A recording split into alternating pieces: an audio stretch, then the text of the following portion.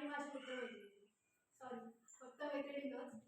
आज आपल्यासमोर मी ज्या व्यक्तीबद्दल बोलणार आहे ती म्हणजे शिक्षणाची जननी जिला आपण संबोधतो ती क्रांतीज्योती सावित्रीबाई फुले यांच्याबद्दल मी थोडंसं बोलणार आहे. सावित्रीबाई फुले यांचा जन्म 3 जानेवारी 1831 रोजी महाराष्ट्रातील नायगाव येथे झाला. म्हणजे त्या काळात मुलींना शिक्षण घेण्यास मनाईच होती. तर सावित्रीबाई फुले यांनी त्या काळात संघर्ष केला आपल्यासाठी आणि या रूढी परंपरा होत्या ज्या की शिक्षण मुलींना शिकून द्यायचं नाही असं वगैरे, तर त्यांनी ठामपणे आव्हान केले होते. त्यावेळेस त्यांनी महात्मा ज्योतिराव फुले यांच्या सोबतीने मिळून मुलींसाठी भिडेवाड्यात 1848 रोजी फक्त मुलींसाठी त्यांनी शाळा सुरू केल्या होत्या. शाळेत जाताना त्याच्यावर लोक शेण फेकत, अपमान करत, पण त्या कधी दमगल्या नाही किंवा मागे हटल्या नाही.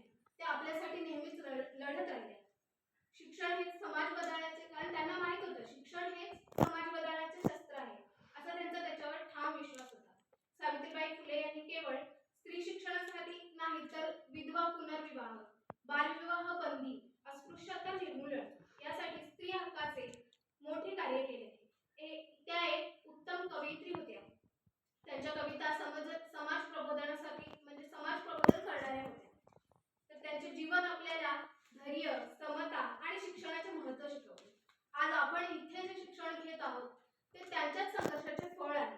चला तर मग आज आपण त्यांच्या विचारावर चालण्याचा संकल्प करूया आणि शिक्षणाच्या माध्यमातून समतेचा समाज घडवूया. धन्यवाद.